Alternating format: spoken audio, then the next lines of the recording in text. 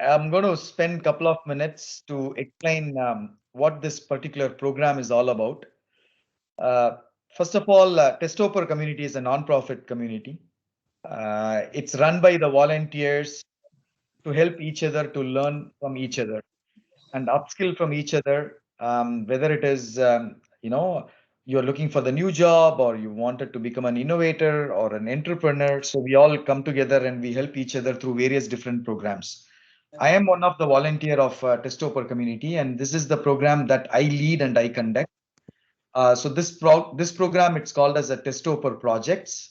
So what does it mean is taking someone who don't have a tech knowledge or new to the tech and helping them with all what is required for them end to end throughout the year so that they can become a tech experts and tech entrepreneurs and things like that, right? So that's the goal of this program. It's going to really help you with respect to the advancing your career path as well as the learning path. So that's what this program is all about. And we have been doing this program since January. And in fact, we are completing our first half session. This is the last day of the first half session. Then we are taking a break, July, and then we are coming back on, let me quickly check here, 6th of August. Okay, so that's what we are going to do. So this is the last program of the first session. Okay. So now, because it's the last program, I'm going to kind of give a summary of this program and then recap of what all we learned and something new to learn today. So that's what we're going to do. So let me see if I can share my screen and make sure that we have this presentation open. So any questions from anyone about what is Testoper community, right? Testoper community is a non-profit, people-led grassroots movement. People come together, learn together, so we all become future workforce. We future skills, we develop our future skills and innovations. That's what Testoper community is all about. Okay. Now, like I mentioned, Testoper project is all about developing you from nowhere throughout the year, so that end of the year you have a complete understanding of tech ecosystem, at least the foundation of the tech ecosystem, as well as you have a mindset of an entrepreneur, someone who sits in the driver's seats and run the show, right? So that's the goal of this program. So this program is divided into like four sessions, right? So the first session, I'll come back to this four topics afterwards. But before that, in this session, all the teams, we have formed basically three teams, okay? For those who do not know. And for those who are not part of our collaboration channel, please remember to send your first name, last name, and email address in the chat. We will add you into the collaboration channel, right? This is a channel that all the community members collaborate and help each others, right? With respect to the job postings and with respect to any questions and answers and so on. Okay, anything related to the tech related stuff, people share and so on. Now, this particular program, what we are doing right now is called as a Testoper Projects, and we have three innovative teams. So what we have done is we came together in last, I would say, almost 6 months, right? Five months, we should say, um, almost 20 weeks. We came together and we formed three teams, and each of the teams have an idea, and now they are trying to build step by step so that they can build some kind of a minimum viable product and finish the complete program successfully, whatever they intend to learn. And by end of this program, whoever is participated, we will also provide them with the certificate that you guys attended this program and you worked on this project and you successfully learned, etc., etc. Right? So we have three teams headed by three gentlemen. And by the way, those who are new, especially new and also who are not part of this team, please try to join the Testoper projects and reach out to the respective team members so you can become part of one team and go through the journey of learning together and building a product together so you can become a tech entrepreneur and learn a lot of things by end of this program. Okay, so now let's go through the quick recap of what we learned and something that today it's mostly a theory session because it's going to be the last session. I just want to give a recap and then one topic, new topic for you guys to learn, and then we will close the session. So the action point for each of the team. So let's see who are there from each of the team. So we have Ashwin. Yeah, Kader. So how is your team doing? It's going well, Kader. Me, Hetal, Mukit, we are coordinating every week and talking about the pitch deck. And right now we are working towards our pitch deck and develop some details on that part. So few of the slides we prepare on pitch deck. So like that, what the problem we are going to solve, what the solutions we have, why we are proposing our solutions, and we also do some market research about market size. Actually, in initial stage, we are planning to start our project only through Ontario. So study about the Ontario geography and population structures and market details. And we are right now doing a competitive analysis in that particular market. Got it. Got it. Perfect. So that's Ashwin from QuickWorks team, and he has 5, 6 members in his team who is working together, have been learning together and trying to build a minimum viable product and a lot of things they have learned. And I sometimes I get very happy to hear some of the words that you say, right, Ashwin? We are working on the pitch deck, etc., etc. So that basically means we have learned together. This is really good. Keep up the good work. Um, then we have our second team, which is Core Scrib, headed by Mickey. So Mickey, all going well? It's artificial squad. Coach Clip is that steal. Oh, sorry. It's okay. Yeah, that was the old one, right? Yeah. Artificial Squad. Apologies. Yeah. Yeah, it's good. So, Corita, so looking at if we're going to use scrapers for the chopper Mm-hmm. side. So, or are we going to build our own chopboard? And we're still sticking with the Django for right now. Mm-hmm. I'm working on building the architecture for the application and also looking at the pitch tech. And while in parallel, we're looking at growing the team and also with looking at in parallel identifying the trusty advisors. Awesome. This is really good. Now the other thing that I wanted to say is I know that Catherine is newly joined, so you kind of see how the teams are, so you can join one of the teams and help the team and also learn together with the team.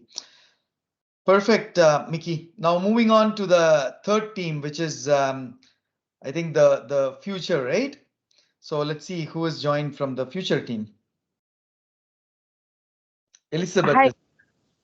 Oh. Hi, Kader. It's Hi, Isaac. Sigal. Yes. So I was not here the last 2 weeks, but this week we did have a meeting with Daniel from the Brampton Entrepreneur Center. Awesome.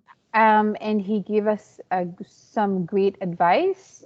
And we will be working with him. So, yeah, I think that yes. So that was such a great meeting, and I will be sharing that with the team on Saturday. Then we can go from there. So he had made a lot of suggestions. So we'll discuss that. This is really good. So whatever the actions that we took, it's helping. Yes, I think yes, it definitely. I think this step was one of the main ones, and we, of course, we will be having other meetings with him so that he can keep us accountable as well, and he will be making a lot of introductions to other people that can help us. This is really good. And other two teams also should reach out. Did you tell him that I gave you the contact? Yes, yes, I told him that how you were. Yeah, you referred me. Yes, I did. So what did he say? He said that you guys go way back. That's all he said. Yeah, exactly. Awesome. So I'm happy that you were able to get help. This is really good. Um, so, those in this call who are not part of any of the teams, feel free to reach out to Mickey or Sagal or Ashwin to join their teams and move forward. So the goal, I know that we are canceling the program, right? I mean, we're not going to have July any of our sessions. We're going to meet again back on 6th of August, right? So that's a long month. So what I expect you guys to do in this month as an action point is revise whatever that we have learned. I'll browse through quickly today, right? That's the first thing so that you don't lose whatever that you have learned. And then the second thing is work on those three actions that I told you, right? First thing is make sure that you are able to start preparing the pitch deck. Second thing is you make sure that you all starting to get trusted advisor who is going to help you to validate your program, right? And problem statement and your idea. And then the third thing that you need to make sure is that you spend some time to learn technical skills, because the second half you should start implementing the idea. Okay, so remember these three things and try to spend this time on these three things. So when we come back, you continue to continue on this journey and leave, start from where you left off and move forward.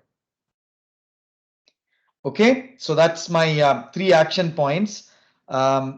Just to make sure in 1 month we all will. Bryce has sent us the email address, so some of the operations team volunteers will add it. Okay. Let me write down the action points for July. The first one is find trusted advisor.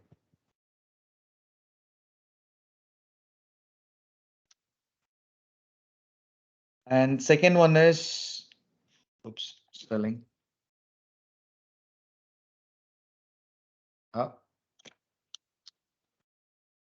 AD advisor, okay. And the second one is prepare pitch deck.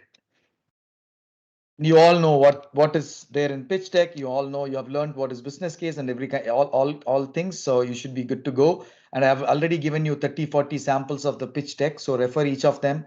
Try to understand how others are preparing and then turn your idea into a pitch deck. It's very important, right? Trusted advisor, pitch deck, learn tech skills, tech stack. I'll put, right, tech stack to kickstart the implementation.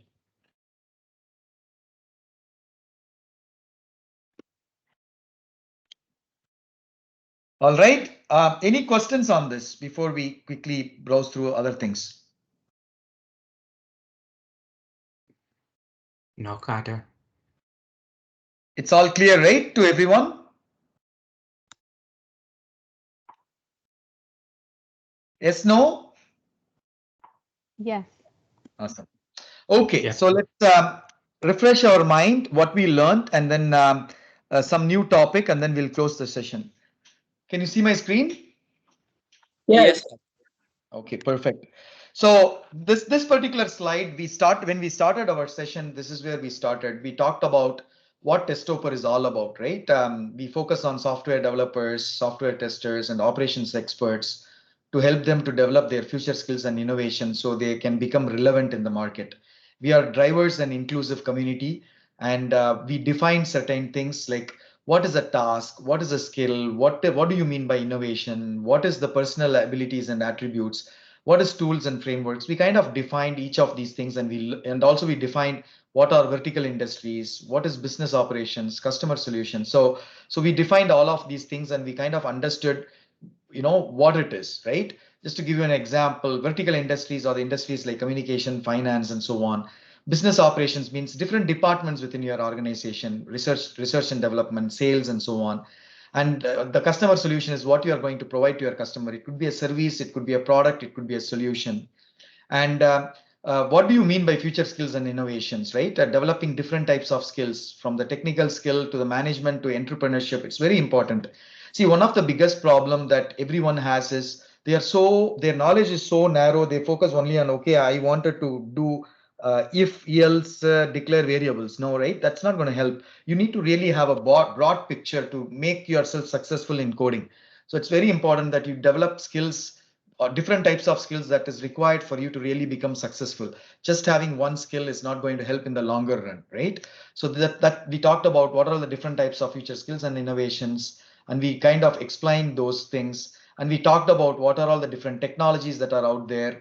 What's the difference between the technology and the IT architecture and interface? Technologies are something that that's like blockchain, for an example, Internet of Things. These are all the technologies. IT architecture and interfaces are nothing but something that cuts across all these different technologies. Like you can build a blockchain product and deploy it in the cloud, deploy it in the edge. You need a security to make sure that your blockchain product is secure, right? You protect, nobody is going to attack your product. It's called as a dynamic distribution of DDoS, they call it as, right? So those attacks you try to move from. So IT architecture and interface are those that cuts across any product that you do on any technology. So we learned about all these things, right? Then we decided, okay, you know what we are going to do? We are going to learn four things. So we said the first thing we are going to start learning is the foundational elements. So here we learned a lot of things, right? So we learned about what is the difference between the products and solutions. Sorry, let me full screen it. We learned about what is the difference between the product solutions and services, product lines. We learned about all these different things. And we talked about, in a big picture, what is the management, what is product management, who is responsible for managing the product. He's the product manager. And there are so many responsibilities a product manager, who is also called as a CEO, should take into account.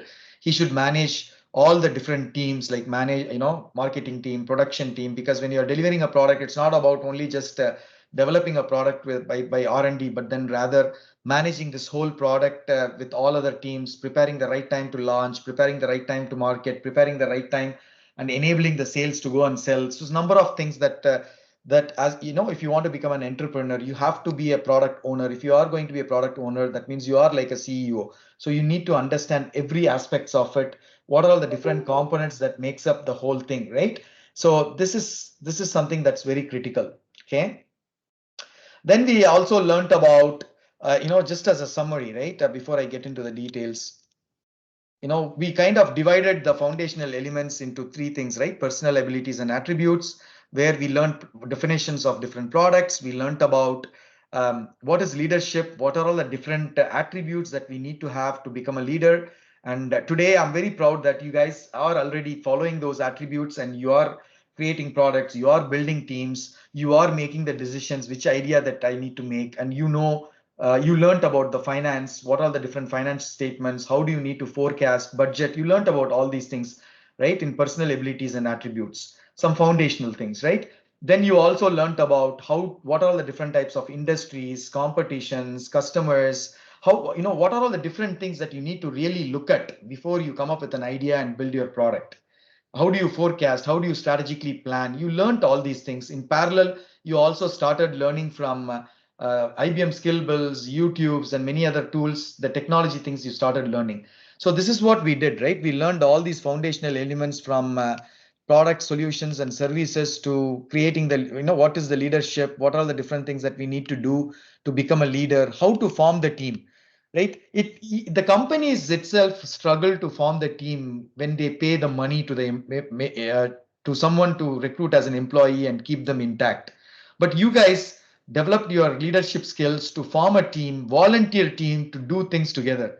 That is an amazing thing, and you all should be very proud of, because this is how the entrepreneurs form, right? They come up with idea, they form the teams, they start working together, and then that idea becomes a reality, and then you become an entrepreneur and you start your own company, right? So when you are able to do that with volunteers, you would be able to do that very easily when you have your company and recruit the employees, trust me, right? So we learned about team forming, and you guys were able to do that, some tools related to that, and we continued with leadership. Then we talked about industries. What are all the different types of industries? How do you know what are all the different types of industries are there? Where to go and look it up? And what are all the sub industries that are inside the main industries? We learned about that. We learned about competition, how to look at the competition when I'm coming up with an idea and building a product. What are all the different things that you need to consider from the competition point of view? We learned that. And the most important thing is making decisions. And you guys have already been continuing to make decisions, and I'm very happy that you are able to make decisions and you are able to move forward one step after another. And we learn together what are all the different things that helps us to make decisions, right? And then we also started learning the basics of finance. What is cash flow statement? What is balance sheet? Right? What is balance sheet, cash flow, P&L, right? We talked about all these different things, and we went through the exercise, and you learned about that, right? So pretty much, you end of the day, what happened was you ended into a situation where you started learning about all these different attributes that makes up a business plan for you. Then we also reviewed the business plan. What are all the different things that is required for you to do the business plan, including forecasting. How do you size your total market? How do you estimate how much market share you're going to get? How do you forecast the budget? And everything that we learned together, right? So this is really good. Okay. And then we kind of ended that with strategic planning. What are all the different things we need to consider to do the strategic planning? We learned that, right? So end of the day, what happened was the what we learned together in the foundational elements is all the things that is required for you to set a strong base for you to become an entrepreneur. And that's what we learned together in this one. And this is our first part of the four section course, not course, something that we wanted to learn together. And then the second part of this journey that we wanted to learn together is to help you guys understand how the products are developed. What is the complete product development life cycle means? What are all the different things that involves into this particular product development life cycle? So that's where that's what the second key topic that we started learning together. Now, before I get into and quickly browse through for you guys to recollect and refresh, the third thing that we are going to learn after this is the missing pieces of entrepreneurship knowledge that you need to know, right? Of course, we already started some pieces like pitch deck, already, but there are some other things that we need to look at. I wanted to kind of help you guys to understand the basics of marketing. I wanted to help you guys to understand the basics of sales. How do you do sales? What are the different mindset that you need to have when you wanted to do sales? So I'll try to cover marketing. I'll try to cover sales aspects of it. And then pitch deck is something that we are already doing it, right? Then I will also try to cover in the third part of the session how the investment, right? Who are all the people? Who are angels? Who are VCs? So kind of help you understand how, when you build a startup, how you can go behind and raise money, and what are all the different things that you need to know. So that is the third part of this program. I will go through that and I will help you to understand.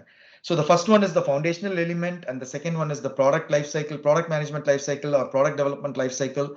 Third one is the missing pieces that will make you as a complete entrepreneur in a very basic sense, right? Details are many, right? Details you will learn for next 20 years. But my goal in this year is to provide you all the foundational elements, bits and pieces, so you can use that as a foundational elements and start building floors after floors after floor, right? That's my goal of this particular program.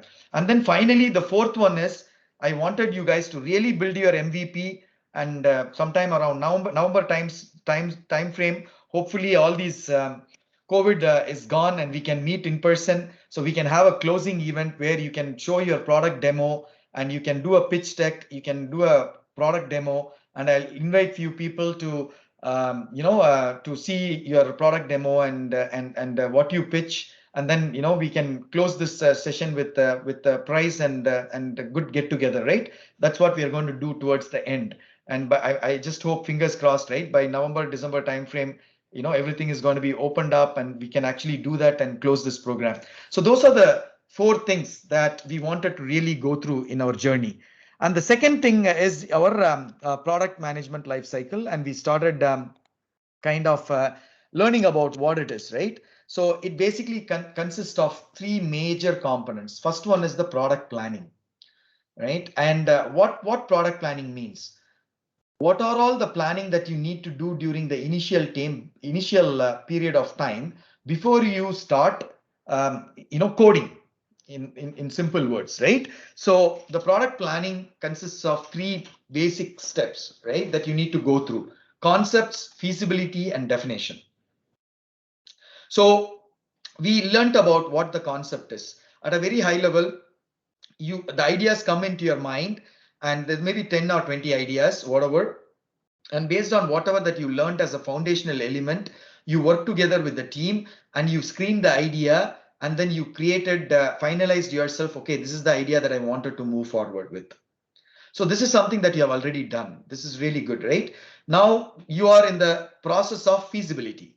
Like I'm asking you to prepare the pitch deck, and I'm asking you to go and identify the trusted advisor, because all these things all fall under the feasibility. So you need to be convinced. You need to qualify your idea. You need to be convinced as a team with a greater detail that this is the idea that I definitely wanted to move forward and do things, right? Of course, during this course of session, you might not really become an entrepreneur, but at least you will go through this process as an exercise. Okay, so that is the phase. Right now you are in the feasibility phase, and we also covered about that in greater detail in our session. Then the next phase that you will get into is defining them. Right now you have qualified and in the greater detail, and you have a business case. Now you actually start defining the products. What does it mean, defining the products? It's basically nothing but start writing the requirement document, like product requirement document as an example. It is very important that you document that, right? This is what the product requirement document is. Then it becomes easy for you to take that product requirement document, develop the product specifications, develop the detailed design, and have the developers to build these 2 things and code them, and then start building the minimum viable product. So the product definition plays a very, very critical role. And today I would little bit cover about the product definition, at least the foundation part of it. Okay. Then the next one is the product introduction. So product introduction is what I expect when you guys come back, right? You actually start coding it, right? From August onwards, you should actually start coding it, so that by November you have some product that is available. It need not be a full product, but I just wanted you guys to experience that journey. So have some product with a minimum viable product that you can demo, and go through this exercise of completeness in you, that you went through this journey and you learned all these things together, and you built something and you pitched in front of an investor. I mean, in front of people, right? And you will get that completeness. Trust me, after that, I can already tell you, you will start attending a lot of hackathons, and you will start innovating. You will start finding ways to become an entrepreneur. All those things will automatically happen. And I'm pretty sure when you spoke to Elizabeth and Sagal, with Daniel, he's going to give more inputs, which will be, like a building the house, right, on top of the foundations that I have set for you guys. So that's the goal. Okay, so the product development is actually where you start coding and things like that. And once you start coding, then you have to launch your product to the market. Okay, but we will be learning development. We'll be learning development is something that I'm giving you guys to learn by yourself during this 1 month period. And then once you are ready, I'll also teach. Once we come back, I will start explaining you what are all the different ways that you can launch your product depending upon what your product is. And after launching the product, that means the customer is starting to use, whether it's a paying customer or even the Testoper customers, it doesn't really matter, right? So the customers are starting to use your product. Then when you are actually customers are starting to use your product, you're going to get a lot of complaints. You're going to say, hey, I want that feature, I want this feature, and I don't like this, I don't like that, and etc., etc., etc., right? So how do you manage after launching the product? What are all the different things that you have to do to manage the product that you have launched? How do you continuously evolve that? What are all the different things that you need to do to evolve that, right? So that is what is the post-launch product management, which includes both strategic and tactical management, right? If some customer is trying to raise a bug, you need to fix and give tactical. And some customers is trying to ask for a new feature, then you try to go back and you have to go through the whole exercise again. Okay, if I implement that feature, is that going to add value for me? Is it inside my strategy? All the things that we learned. So you got to go through that whole thing, and then you again launch that feature in your product, and then again start doing the strategical tactical management. It is a vicious circle that you will go through as long as the product lives in this market. And finally, if you believe that this product has become too old or the technology is changed and nobody is using it, and then you as a CEO make a decision, all right, I sell this company to someone else or I just shut down this company. So that's what is nothing but discontinuing the product, right? So you got to kind of understand this whole picture, right? This is what the product management life cycle is all about, starting from concept to feasibility to definition, and then actual software development, preparing to launch, and then after launching, how are you going to optimize the performance? How are you going to add new features? How are you going to tackle the customers who are going to come with complaints? How are you going to make sure that after you launch, whatever your initial plan of number of customers that you wanted to acquire, or your financial plan, your business plan, are you in track of that? Are you overperforming? Are you underperforming? If you're underperforming, what you need to do? Again, you go through in the circle, right? You make profitability, and finally you discontinue your product. So this is what is the complete product management life cycle is all about. So we went a little bit details into understand what is the concept phase, what are all the different questions that you need to ask yourself to ensure that you have some ideas and you are able to screen that idea. So after the concept phase, what we did was, give me a second here. Let me quickly go to that.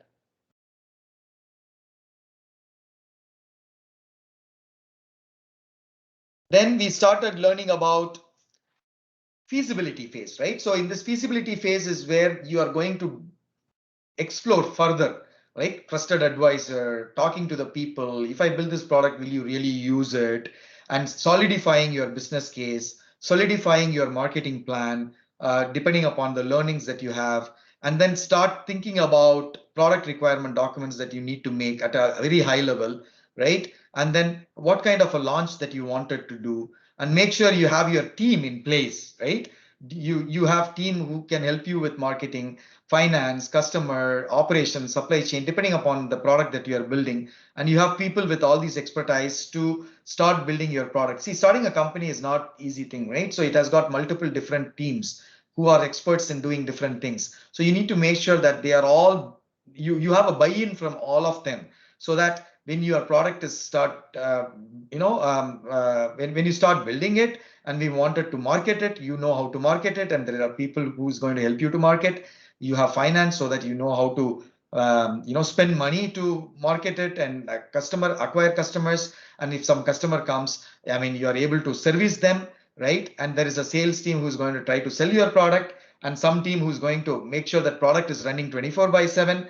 And if some products you are building a product that is like a commodity product, you have a supply chain in place. And if it is a software product, you can deploy it in the cloud as a software as a service product. So all these different things that you need to consider yourself to make sure that you know what you're doing. End of the day is here you're convincing yourself that there is really business here, right? That what with the idea whatever that you have, and you're solidifying and making yourself confident in moving forward to the next phase. Now in this phase, once you are confident, then you are just going to move forward means you are going to start jumping into the next phase, which is product definition phase.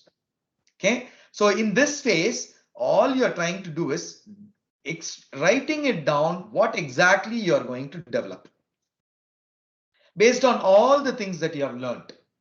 What you learned from competition, industry, customers, all the things that you have learned from the trusted advisor and everything, you are going to start writing the product requirement document.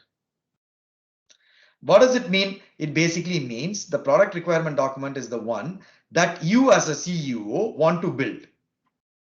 Then you give that product requirement document to your development team and ask them to start writing the specification documents. So how are you going to implement it? Which language are you going to use? What is the front end, back end, and what is the architecture of this product, technical architecture of this product, and detailed architecture, detailed design of that product, and then you start coding. Right? So the coding phase comes during the development phase, right? But during the product definition phase, you're going to completely define everything so that when you come out of this phase, you can give it to the developers and they start coding. That is what basically it means. That is what the product definition phase is all about, right? So practically speaking, what do you do during the product requirement phase? It's very simple, right? First one is you elicit the requirement. And this is something that we already talked about, right? I'm just repeating for your reference point of view. Okay, so eliciting requirement, what is it all about? Talking to the customers, talking to the experts, talking to the trusted advisors, conducting workshop sessions. Like for example, Sagal team went and spoke with Dan and and maybe some other to conduct the workshop to really understand this is the right thing to do, and this is how the product requirements has to be built, right? And start getting the information gathering. Sorry about the spelling mistake, from the cross-functional teams, because marketing can provide you lots of good input, right? When you are building the product from the point of view of requirement document. And even the sales can provide a lot of input, because sales and marketing, all these people are front-ending the customer. So they have lots of knowledge. They can provide you that knowledge, right? And you can talk to some industry analysts, right? Big industry experts that you can talk to. You can look at the competitive products and features, and you can look at your customers, current customers, existing customers, new customers, who is going to use your product, and brainstorm, and create the story around how your product is going to be, flow is going to be, and then start documenting it, right? That is eliciting the requirement. So you kind of, gather all these things, which is something that we already learned. But this is very important for you to do that. Then once you have that, once you have elicited your requirements, then you have to actually pen down and start writing the requirement documents. So when you're writing the requirement documents, the requirements are normally split into two things: functional requirements and non-functional requirements. The functional requirements means what your product will do. Exactly. So like, for example, if you are building a product where students wants to come and get career advice, then what are all the actual functional thing that I need to, requirements that my product should have, so the developer can implement it to make that happen. Now, non-functional requirements are those that are qualities and characteristics that product must have. Like you can build a feature for the student to come and get advice on building their career. That's all good. But if the product is not secure, if you're not able to secure their data, input data, login credentials, and so on, you will be in trouble, right? You got to answer them, and you got to answer the government and so on.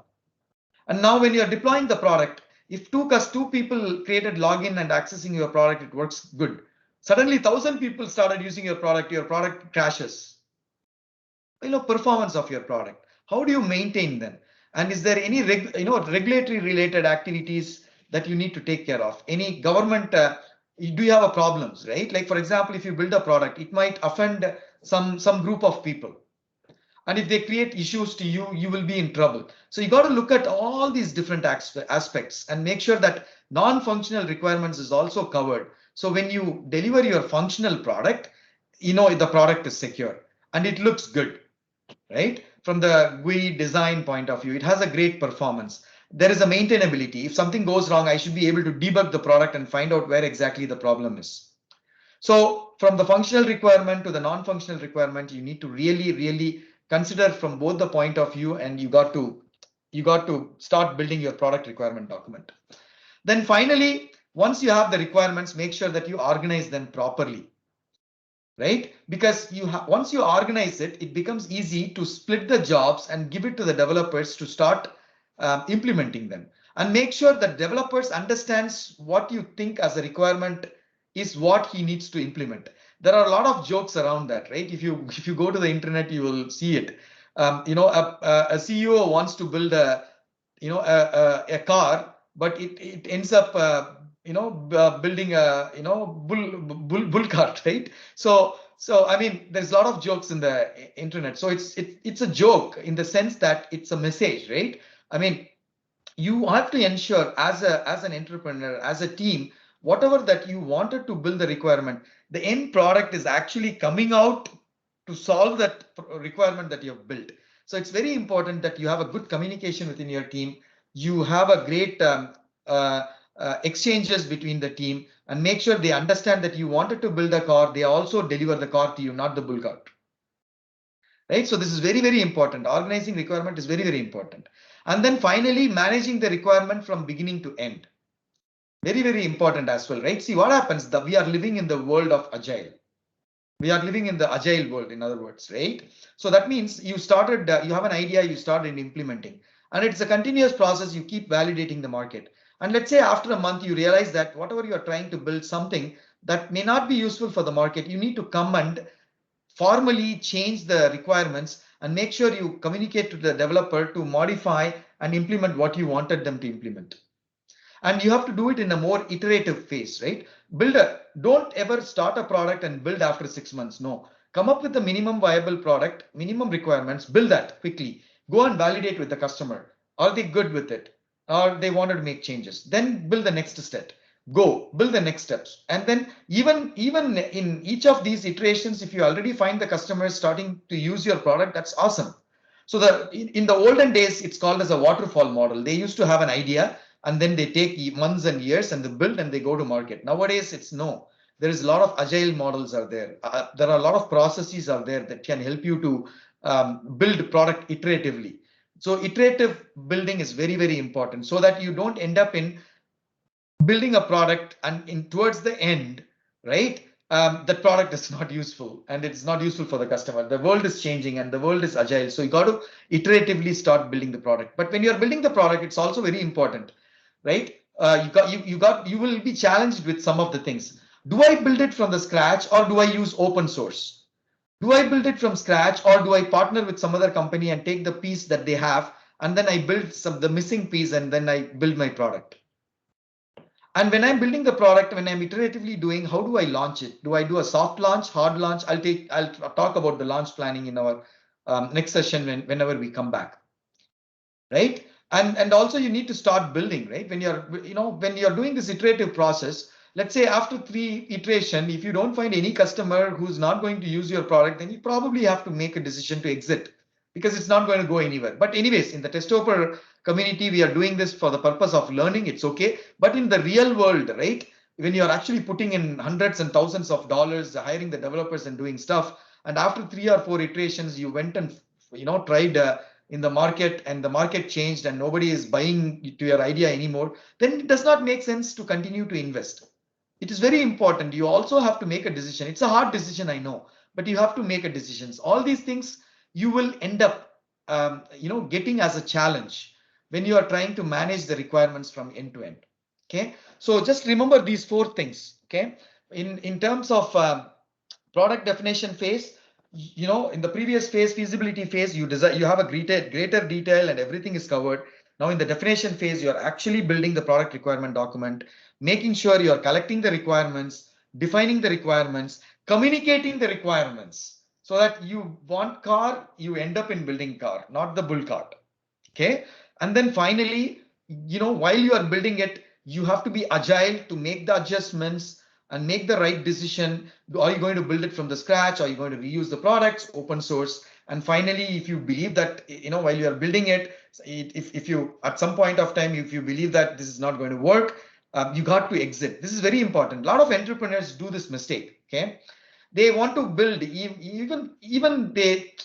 just go on building it, right? And after that, they'll realize there is no customer. And even after realizing there is no customer, they say, no, I want to build it. Why? Because it's in their heart. It's their baby and they wanted to continue with it, which is a good thing. But it is smarter, right, to exit as well.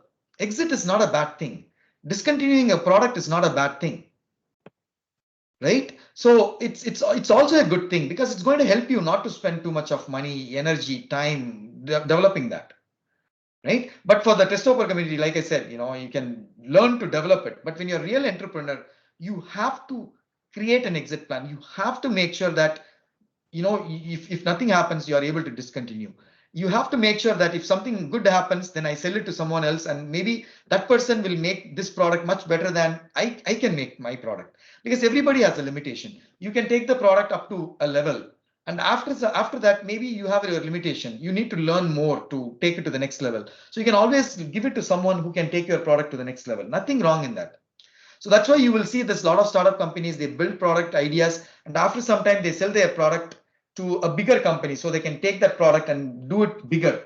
And that bigger company sells that to much bigger company, and they take that product and they make it to the next level. So the exit plan and discontinuing the product is also very, very important. All right. So now today what we covered is just we went through the recap of our foundational elements. Then we revised our second session that we all wanted to learn, which is the product management, product development lifecycle. In that we covered the first block of it, which is concept, feasibility, and product definition. And now it is the right time to take a break a month, because now based on whatever that you have learned, everything that you have learned, work on those 3 action points. Create a pitch deck, find the trusted advisor, make sure you go through the feasibility phase, and then start defining the product requirements. And you have all these things ready when you come back in August, so that you can left off where you can continue where you left off, and then we can move on learning a lot of things, and finish this second session, and then the entrepreneurship session, and then end with a get together towards November timeframe. So I'll stop here. We have 5 minutes. Any questions from anyone? Did you guys learn something today? All good? Hey, Connor, did Yes, you use yes. your ideas when you were working on this Testoper idea as a nonprofit? When you were working on this vision, did you utilize the concepts that you noted? Did you? Sorry. Did you utilize the concepts and like the processes that you noted? Yeah, definitely, right? That is why you see here, Lara, we have, you already were joined some of the meetings, right? We already have all the cross-functional teams from marketing and all these different teams, and we validated the idea, then we registered the company, and there is no full-time employees, and everyone, the whole show is run by volunteers. We created mission, vision, pitch deck, and then we have the sales deck. Of course, it's not a for-profit company, so you don't need a pitch deck, right? You need a value proposition deck. What is your vision, mission, and what you need to do? And then we form the team, and then we are running through the process, right? Definitely, I mean, if you don't go through all these things, no matter whether it is a Testoper or any company, right? Whether your company you're working on or the company you wanted to build, if you don't go through all these process clinically, you will not end up in forming your company, right? So that's the difference between being an employee and or in other words, being sitting in the passenger seat and sitting in the driver's seat. Make sense, Laura?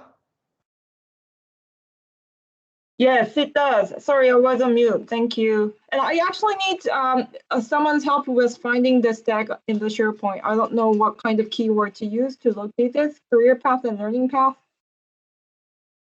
I mean, you mean Eventbrite? What is it?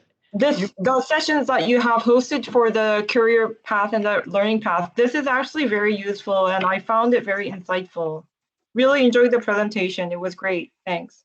No issues. Perfect. Any other questions? We have 2 minutes. I wanted to respect all of your time, and I also have another meeting starting at sharp 7. Any other questions from anyone?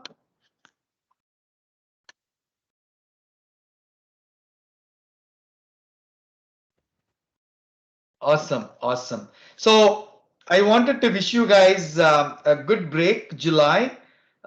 Enjoy time with your family, but at the same time, do not forget 3 attributes that I always tell you guys.